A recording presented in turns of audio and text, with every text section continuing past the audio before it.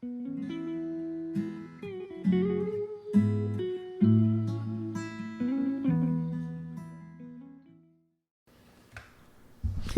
dia, meus irmãos.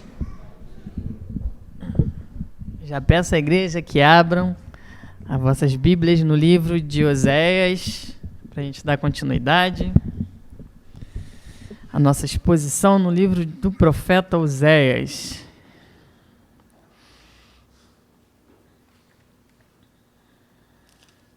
Oséias, capítulo 7.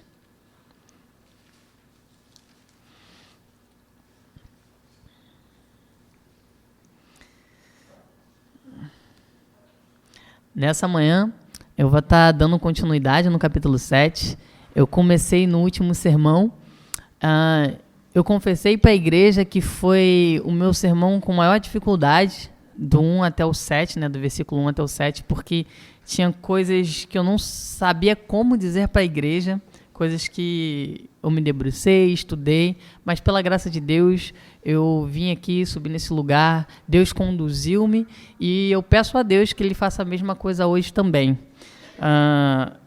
Eu vou ler do verso 8 até o verso 16, até o final. E ao ler, eu vou tentar explicar à igreja aquilo que está sendo dito aqui e aplicar ao nosso coração. Esse é o papel do pregador: apresentar a palavra de Deus, ler a palavra de Deus, explicar a palavra de Deus e aplicar a palavra de Deus. Eu acabei de ter uma aula incrível com os adolescentes lá em cima, e a gente estava falando sobre o poder das Escrituras, da autoridade, da clareza das Escrituras. Então, por mais que a gente esteja diante de um texto do Antigo Testamento, de um profeta, linguagens aqui um pouco difíceis de se entender, eu sei que a Bíblia vai ser claro a todos os filhos de Deus. O Espírito de Deus vai fazer com que vocês entendam, assim como Ele permitiu com que eu também entendesse as maravilhas da lei de Deus que está no livro de Oséias. Então, eu vou ler do verso 8 até o 16. Vamos ler comigo, meus irmãos? Oséias, capítulo 7, verso 8 ao 16. Ele diz assim: Efraim mistura-se com as nações. Efraim é um bolo que não foi virado.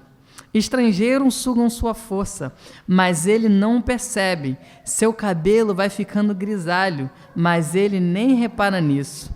A arrogância de Israel testifica contra ele, mas, apesar de tudo isso, ele não se volta para o Senhor, para o seu Deus, e não o busca. Efraim é como uma pomba, facilmente enganada e sem entendimento. Ora apela para o Egito, ora volta-se para a Síria. Quando se forem, atirarei sobre eles a minha rede.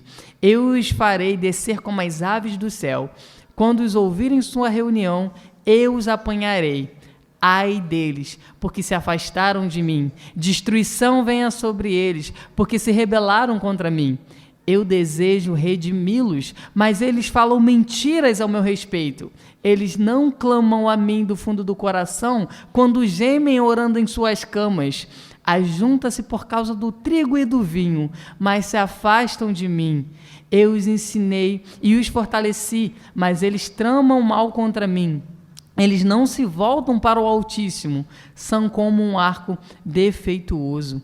Seus líderes serão mortos à espada por causa de suas palavras insolentes, e por isso serão ridicularizados.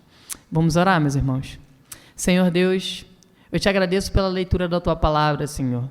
Eu te peço, da mesma forma que eu pedi semana passada, que o Senhor me use como uma ferramenta em suas mãos. Por favor, ó Deus, faça com que eu explique, Deus, que eu aplique as tuas verdades aos corações dos meus irmãos, Senhor. É para isso que o Senhor me colocou aqui, ó Deus, para falar da tua verdade. Então, por favor, abençoa a tua igreja, em nome de Cristo Jesus.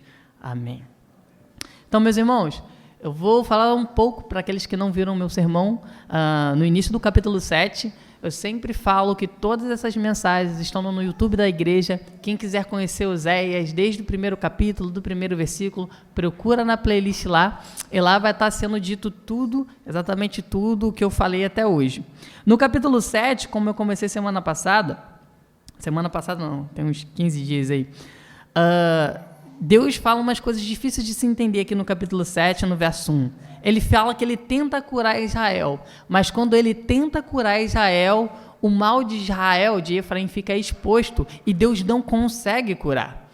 Foi uma coisa muito difícil que eu tentei explicar para a igreja, que não é porque Deus é incapaz, mas porque quando Deus ele traz iluminação ao nosso coração, quando Deus ele abre os nossos olhos para a gente contemplar as maravilhas de Deus, a gente agora tem os nossos olhos abertos para enxergar que coisas não devem estar na nossa vida. Aquelas práticas que a gente vivia cometendo quando não éramos filhos de Deus, agora precisa ser removida e retirada da nossa vida. E é por isso que Deus traz luz, Ele opera a salvação na nossa vida sim. E cabe a nós também colocarmos em ação a salvação que Deus proporcionou a nós. E é por isso que agora, com os nossos olhos abertos, a gente consegue ir removendo esse ídolo. Não, isso atrapalha o Senhor. Eu quero deixar a casa limpa por um Deus santo permanecer aqui e morar aqui. E isso ele vai trabalhando, porém, Israel e Efraim não querem isso. E o texto vai dizendo, a primeira imagem que Deus traz ao povo é: vocês são como um forno, vocês estão se aquecendo, vocês estão inflamados, e todo mundo que chega diante de vocês, vocês estão consumindo, destruindo. Alguém que foi feito para trazer luz, cura, salvação, só tem ódio, mentiras, maldades e maldades. E eu falei, eram os profetas de Deus, aqueles responsáveis por trazer luz, aqueles responsáveis por trazer a clareza das Escrituras. Esses homens estavam sendo assassinos, mentirosos e ladrões. E eu falei que o livro de Oséias é um livro importante para a gente se policiar. Como assim? Alguém que é filho de Deus pode acabar cometendo esse tipo de coisas? Sim, e é por isso que a gente precisa entender as advertências do Senhor, para que a gente evite cair nesse mal. Porque o tema da mensagem anterior foi ações e reações. Aquilo que a gente faz, a gente vai colher um resultado disso. Então, se eu planto engano, roubo e mentira, eu vou colher a ira do Senhor. Tanto é que ele falou, os seus pecados estão diante de mim, eu lembro de todos eles. Parem com isso, eu quero curar vocês, mas vocês não estão removendo essas coisas erradas que vocês estão vendo. Então, a gente entra agora no verso 7. E eu preciso explicar cada detalhe, pelo menos do verso 7 até o 11, bem devagar, porque Deus está falando com o povo o seguinte, dando um diagnóstico do que o povo está, do sintoma que o povo está tendo, né? Da doença, do que ele está acometido, né? Então, verso 8 diz o seguinte, que Efraim mistura-se com as nações. Efraim é um bolo que não foi virado. E por que eu preciso explicar isso para vocês? Porque pode ser que hoje tenha irmãos aqui na igreja que está sendo como um bolo que não foi virado. É isso que a palavra de Deus está querendo mostrar para vocês. São advertências, diagnóstico do povo, e a gente tem que olhar isso para a gente não cometer as mesmas coisas. E a grande questão é, o que é isso? O que é ser um bolo que não foi virado? Daqui a pouco a gente vai falar sobre, pelo menos 4 coisas nós vamos falar.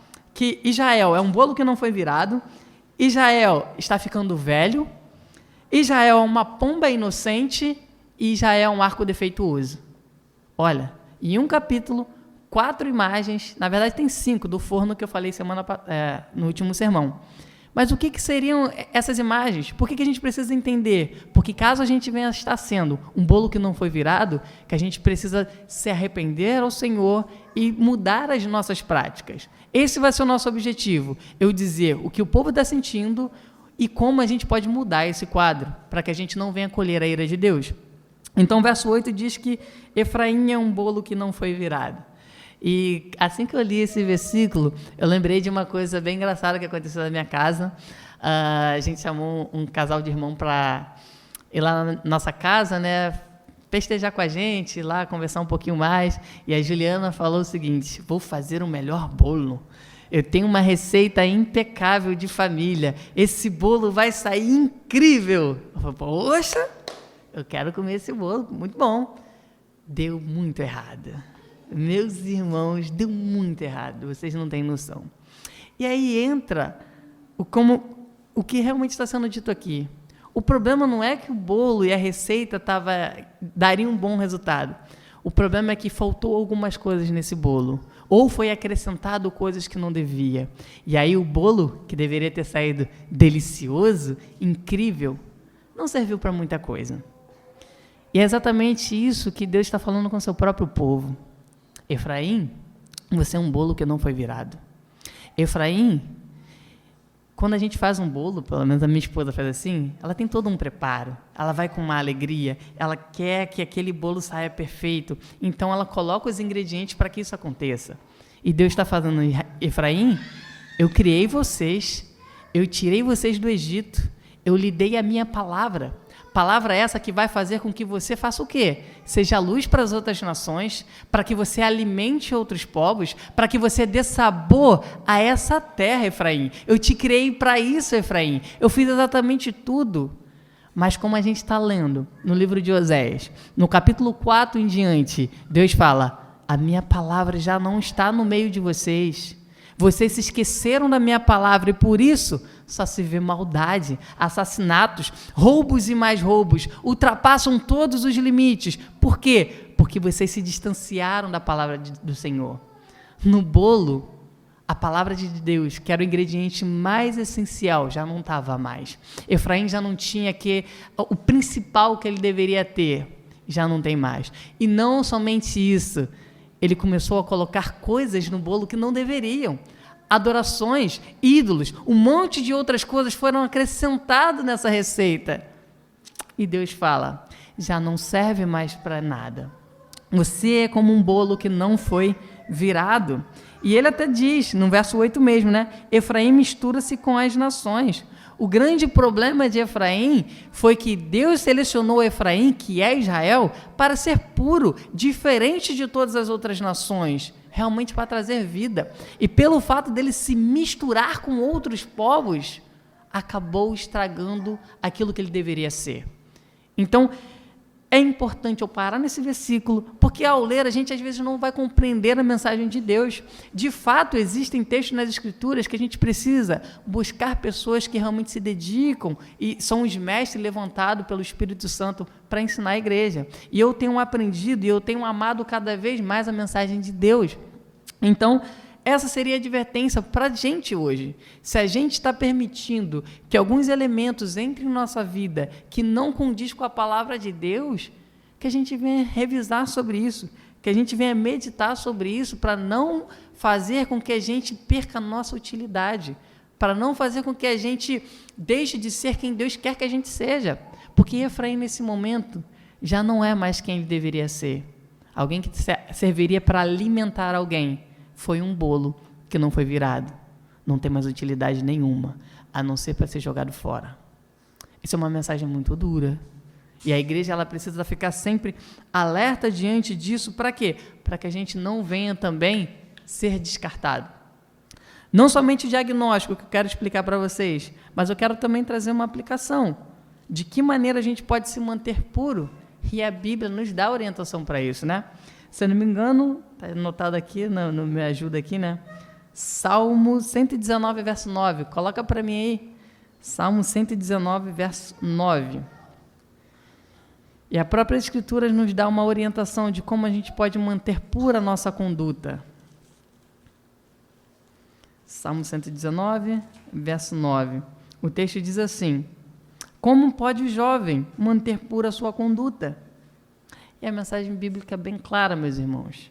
Vivendo de acordo com a tua palavra. A gente precisa estar sempre diante da palavra de Deus. Para quê? Para a gente continuar no caminho certo. Para a gente continuar a viver apenas aquilo que fomos escolhidos para ser. A gente precisa entender que nós somos separados desse mundo. Quando o apóstolo Paulo fala da igreja de Coríntios, que eles são santos, mesmo praticando aquilo que eles praticam, Paulo está enfatizando, vocês foram separados. Vamos voltar a ser totalmente puros. Começa a remover. Oséias não está falando de coisas diferentes. Oséias começou o discurso falando, gente, eu quero curar vocês, eu iluminei vocês, mas tem muita coisa estragada no meio de vocês. Removam. Essa é a mensagem do Senhor. Tira isso da sua vida. Eu sei que vai doer, eu sei que você gosta desse ídolo, eu sei que vocês gostam, mas retira, vai fazer mal para vocês. O bolo não vai ficar no ponto. Vou ter que jogar fora. Então, essa é a advertência que Oséias traz ao povo, que a gente possa se policiar, que a gente possa ver se existe algum elemento diferente. Reflitam sobre isso e que a gente possa pedir a Deus, Deus, me mantém diante da Tua palavra, para que eu possa manter a minha conduta pura, justa. A gente aprende isso com o verso 8. No verso 9, diz o seguinte: estrangeiros sugam sua força, mas ele não percebe. Seu cabelo vai ficando grisalho, mas ele nem repara nisso. É uma outra imagem que Oséias está falando. Primeiro, Oséias está falando, vocês são como um bolo que não foi virado. E agora, Oséias está falando, vocês estão ficando velhos? É muito engraçado que muitas pessoas, quando conversam comigo, olham para mim assim do nada e falam, cara, teu cabelo tá branco aí, você tem uns cabelos brancos. Eu falo, estou ficando velho. E o que isso significa? Por que Deus está dizendo que Efraim está ficando com os cabelos brancos? Ele está dizendo o seguinte, aqui eu vou precisar entrar um pouco também no contexto histórico. Ele está dizendo, verso 9, estrangeiros sugam a sua força, mas ele não percebe. Seu cabelo vai ficando grisalho, mas ele nem repara nisso. Os inimigos de Deus, nesse momento, é importante entender que a Bíblia não costuma dizer assim, 20 anos depois aconteceu isso, isso, isso. Como está sendo escrito de uma forma direta, a gente acha que o tempo não passou.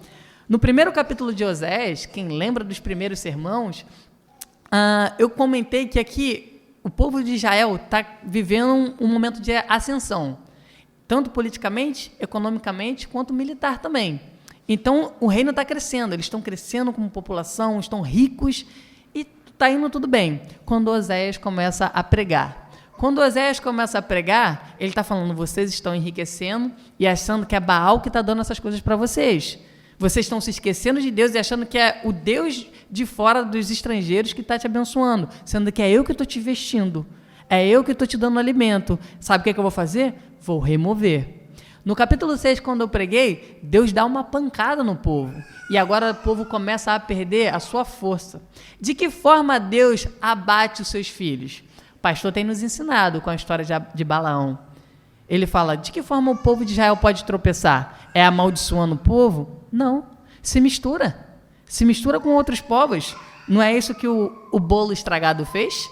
Se misturou com outros povos e aí Deus ficou irado e Deus começou a oprimir o povo. Então, a forma que o povo estava tendo as suas forças, os seus cabelos embranquecidos, as suas forças acabando, era porque os inimigos estavam agora tirando toda essa glória que o povo de Israel tinha. Então, nesse momento, o povo começa a atacar Israel, o contexto mudou, um contexto que era de ascensão agora está sendo de queda, Israel está caindo, mas sabe o que é o mais triste, meus irmãos? Que é o que o texto está dizendo aqui?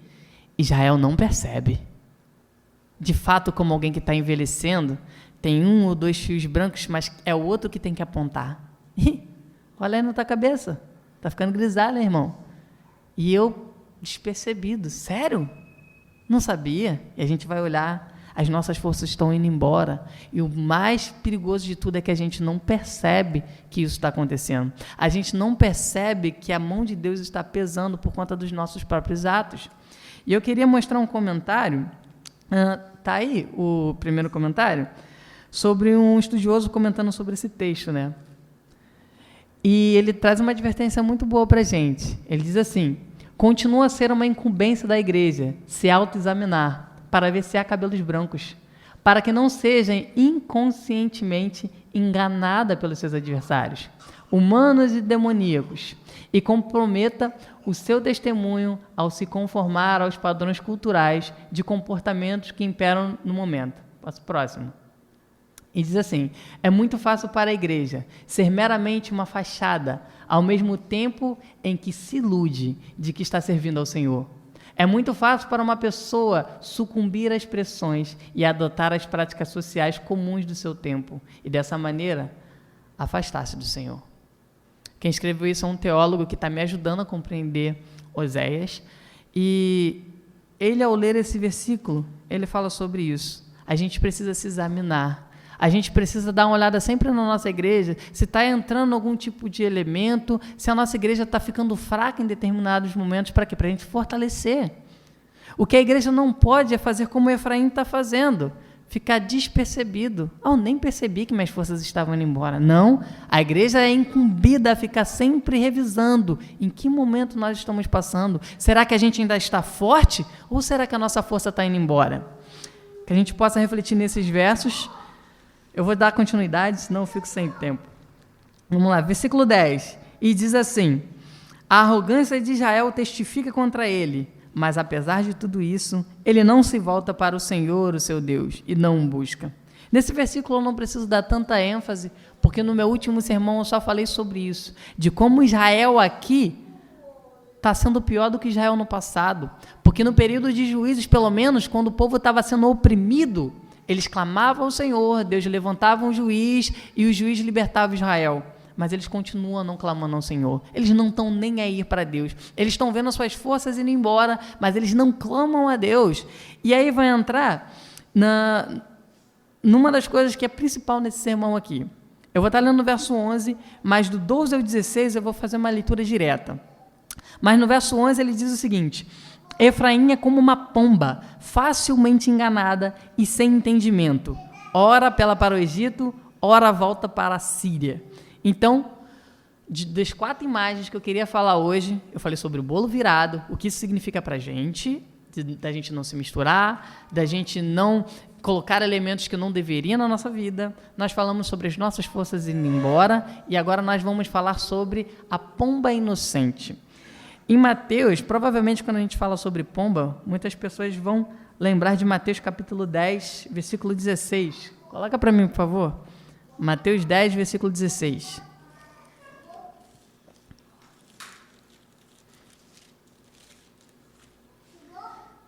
É uma mensagem de Jesus e ele diz o seguinte: eu estou enviando como ovelhas entre os lobos. Jesus está falando isso para os seus discípulos, tá? Estou enviando vocês como ovelhas entre lobos. E ele diz, portanto, sejam astutos como a serpente e sem malícia como as pombas. Esse é um texto bem famoso das Escrituras, muitas pessoas conhecem, porque isso mostra muito da nossa característica como cristão. Precisamos ser mansos, simples, inocentes como a pomba. Mas em nenhum momento Cristo fala que a gente tem que ser bobo. Em nenhum momento Cristo fala que a nossa pureza tem que ser de alguém sem discernimento, que é o que está acontecendo aqui em Oséias capítulo 7. Efraim é como uma pomba, não apenas na sua pureza, ela é facilmente enganada e sem entendimento. Acredito que vocês já viram muito por aí, né, em Nova Iguaçu, como as pombas estão tão habituadas a andar com seres humanos, que eles andam muito próximo, sem saber que a qualquer momento os seres humanos podem pegá-los, fazer o que quiserem. As pombas estavam tão são familiarizadas com os homens, que elas são dispersas, são como bobas. E Deus está falando, não sejam assim. Por mais que vocês sejam puros, vocês precisam ser astutos. Israel e Efraim está permitindo que os estrangeiros estejam tão perto deles, ora está indo no Egito, ora está indo na Síria. Gente, são inimigos do povo de Deus. E eles estão muito pertinho, estão sendo facilmente enganados. E Deus está falando, eu não quero que vocês sejam assim, uma pomba que facilmente é enganada. Então é importante eu explicar isso para vocês, porque nós, como igreja, às vezes podemos estar tão associados ao mundo, que a gente já não sabe o que é a palavra de Deus e o que é aquilo que o mundo está ditando para a gente. Quando a gente olha sobre casamento, o que é um casamento, muitas pessoas falam, pô, você vai casar, estragou a sua vida. Fim de jogo, game over, né? Ou você quer ter filho, filho é sua despesa. Ou entre muitas e muitas coisas que o mundo dita para a gente, e a gente já não sabe se é de Deus, ou se tem a ver, ou se não tem, porque a gente já se habituou, está muito parecido. Eles não vão, eu acho que não está tão errado assim não. Meus irmãos, a gente precisa ficar presos na palavra de Deus.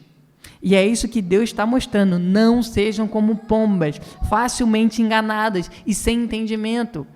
Não dê muito ouvido, ou pelo menos não ouçam mais o mundo do que vocês ouvem a igreja.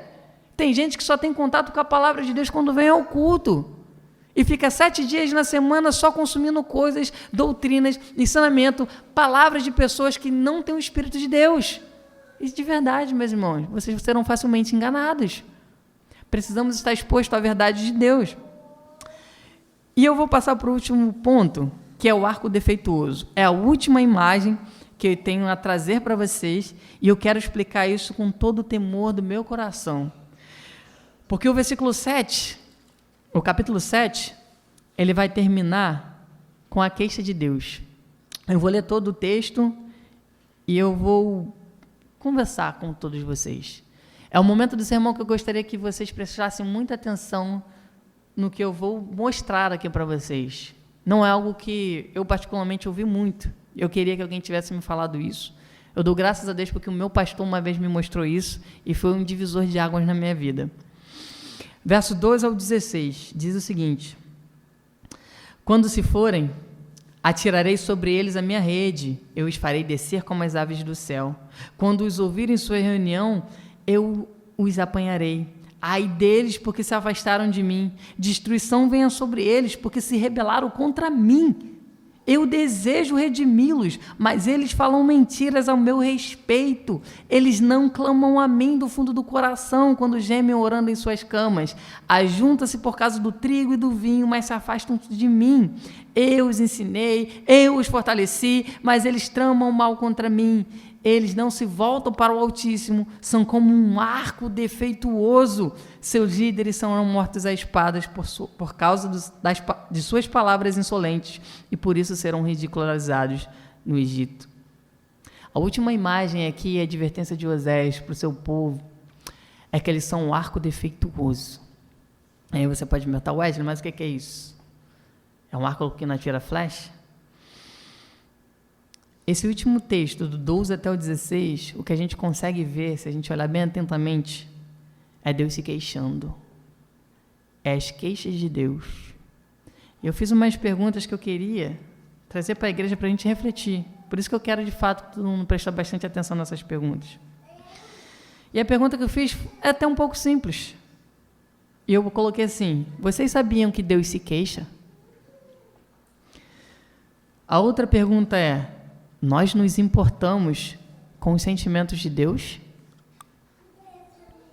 Levamos em consideração ou ignoramos totalmente, tornando Deus como um ídolo de pedra, ou fazendo dele um amuleto mágico que nós carregamos para nos proteger do inferno ou nos trazer bênção? De verdade, a gente se importa com aquilo que Deus sente? Ou Deus é apenas um totem? Um ídolo. Ele é amor e por isso ele é inabalável. Ontem ao ler esse texto, eu pude sentir, isso é uma coisa que somente o Espírito Santo pode fazer na vida de um homem, e é o que eu desejo que ele faça para todos vocês. Eu pude sentir um pouco das aflições do meu Senhor. É muito comum para a gente querer se queixar com Deus, e Deus sabe da nossa natureza. A gente vai ler aqui um texto de Jó, e a gente vai ver Jó se queixando da sua situação, e eu tenho certeza que todos nós aqui se queixamos de alguma coisa contra Deus, todos nós, sem exceção. Mas não é muito comum que ninguém está nem aí para aquilo que Deus está sentindo? Porque uma das perguntas mais claras que a gente escuta é, eu ontem até estava conversando com o irmão, por que Deus criou todas as coisas se sabia que o homem ia cair? Por que Deus fez isso se sabia que ia ter tanto sofrimento? Eu falei assim, tu acha que Deus não sabe disso? E Ele não se importa? Tu acha que Deus não se importa com o nosso sofrimento? Quando eu estava conversando e preparando esse sermão, eu lembrei da criação, que é realmente onde geralmente a gente se queixa e ataca. A gente fala, Senhor, mas poxa, olha como o homem sofre. Gente, Deus criou todas as coisas para ter contato com o homem. Ele cria toda uma natureza, ele cria as estrelas no céu, a galáxia, a gravidade, ele cria tudo aquilo que a gente pode ver, para que possa existir vida para um ser humano. Ele coloca o ser humano num jardim, chamado Jardim dos Prazeres, das Delícias, o Jardim do Éden. Ele pega, e essa é a parte mais incrível que eu comecei a meditar, tudo isso ele faz com apenas a sua palavra, mas quando ele vai fazer o homem, ele coloca as mãos, ele fala, façamos. Esse façamos, por mais que existem muitas interpretações sobre isso, mas todas elas significam a mesma coisa. Todo o ser de Deus, a sua trindade, o seu poder, a sua glória, todos juntos, num único momento falando, vamos criar alguém especial. Vamos criar alguém que não é como um cavalo, a égua. É alguém que reflete a nossa imagem. E eu comecei a pensar, eu sou, você é a imagem do Deus Criador de todas as coisas. Ele formou a gente com a sua própria mão. E de uma forma poética, eu pensando e chorando sobre isso, Deus sopra o fôlego de vida em nossas narinas. Quase que um beijo romântico de como eu te amo tanto. Eu estou te criando de uma forma especial. Criei tudo isso para você poder viver. E sabe o que o homem faz? Um pouco depois, fala, Senhor, eu não te quero. Eu quero fazer o que eu tenho vontade. Eu quero me rebelar contra você. Eu quero dar as costas para Deus. E a questão toda é, a gente vai reclamar, por que Deus fez isso sabendo disso? Calma aí, gente. Vocês conseguem sentir o que Deus sentiu? A minha criação. Eu fiz tudo isso e Ele deu as costas para mim. Deus nem se importou, né? E não somente isso. Deus retira o homem do jardim, continua correndo atrás do ser humano, se revela a Noé, se revela a Abraão, separa um povo, continua andando com o povo o tempo inteiro, porque Deus não desiste do seu povo. Gente, Deus está sangrando mais do que todos nós podemos sangrar. Deus entende sim as nossas queixas, mas a gente tem que levar em consideração também os sentimentos de Deus das Escrituras. Quando a gente parte do capítulo 3, de Gênesis para frente, a gente só pensa no ser humano, de como ele vai ser restaurado. Ninguém dá mais ideia para o que Deus está sentindo. Todas as vezes que Deus está tentando ir ao povo, e o povo trocando, isso é o texto de Oséias. Oséias casa com uma prostituta, que todo dia ela está indo se deitar com outros homens, mas Oséias não para de correr atrás de Gomer. Oséias nos mostra exatamente o sentimento de Deus, e é por isso que a gente tem que olhar para esse profeta e falar, que coisa incrível, é o amor de Deus, como amar alguém que não te quer. A nossa mentalidade mundana é, se não me quer, vai embora. Deus não pensa assim, você não me quer, mas eu te quero, eu vou fazer de tudo para te ter junto comigo. Gente, Deus está sangrando nos céus, querendo que a gente se volte para Ele, que a gente o ame com toda a verdade, com toda a sua pessoalidade. Mas a gente está muito preocupado com a gente mesmo. Mas e o meu sofrimento? Você não se importa, Deus? Que agora está faltando algo na minha casa? Gente, isso é comum, Deus sabe do que a gente é formado. Eu quero abrir vocês, Jó capítulo 10.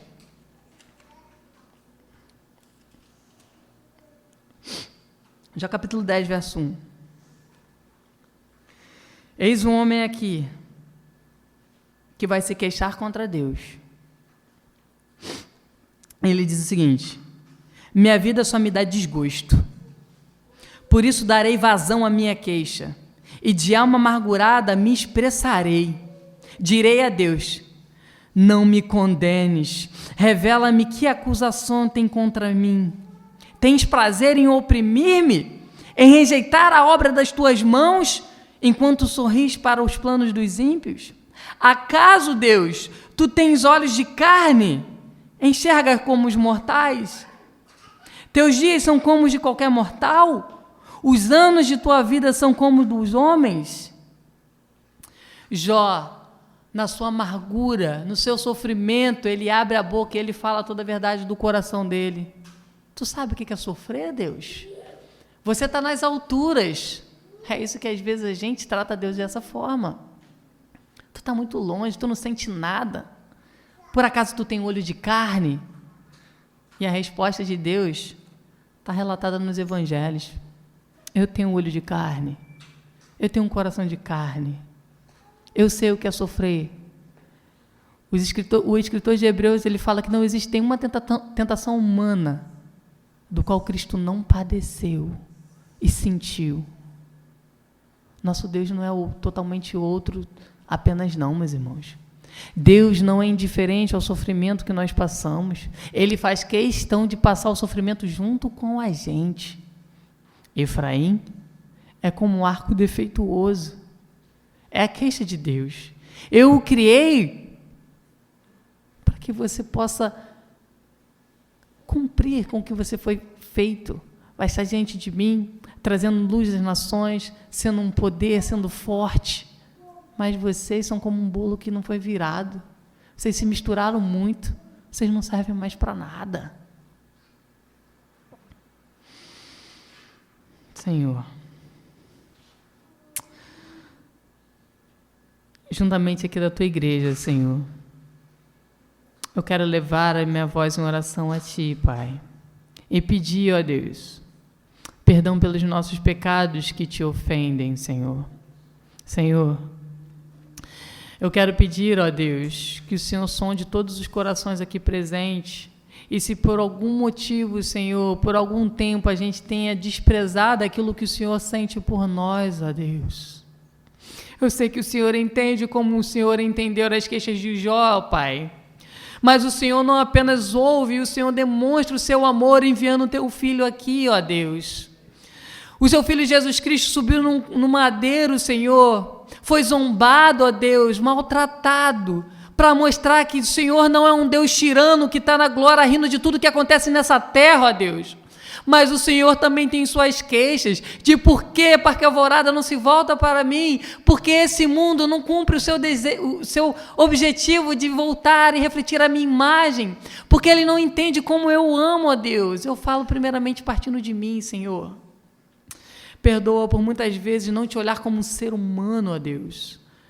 A gente esquece muito da sua carnalidade, de como o Senhor veio, ó Deus, de como o Senhor sofreu as tentações que nós também passamos, para mostrar que simplesmente o Senhor está conosco sim, o Senhor não é indiferente, Senhor, com as nossas dores. Pai, nos ajude, como eu aprendi com o meu pastor Leonardo. Isso mudou totalmente a minha forma religiosa de ser, ó Deus.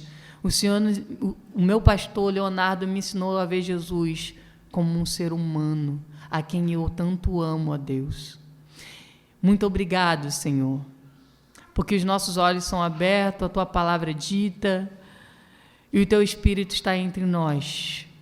Nos ajude a cada dia a Te amar como ser humano, a Te amar, ó Deus, com os Seus sentimentos, não apenas como um homem perfeito, mas como Deus, o Altíssimo, Pai. O Senhor é aquele que é totalmente outro, sim, mas o Senhor é aquele que está perto de nós, que caminha conosco em nossas aflições.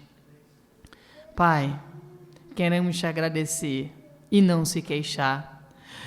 Eu sei que Jó se queixou, mas no final de todo o seu sofrimento, ele falou que te via, ó Deus, que agora ele caminhava contigo. E por mais que a gente não entenda, Senhor, o nosso sofrimento, sabemos que um dia estaremos caminhando com o Senhor. Obrigado porque o Senhor não desiste de nós. Obrigado porque o Senhor continua caminhando conosco, Senhor. Mesmo quando a gente cai e fere o Senhor não desiste de nós. Obrigado. Queremos te agradecer por tudo que o Senhor fez por nós e te pedir perdão, ó Deus, por negligenciarmos o seu sofrimento e o seu amor para conosco. Nos dê força para te amar a cada dia mais. Uma oração que eu aprendi do meu pastor Leonardo. Deus, ajude a mim e a PIB do Parque Alvorada a amar mais a pessoa de Jesus Cristo. É o que te oramos, Senhor, em nome do Cristo Jesus. Amém. Amém.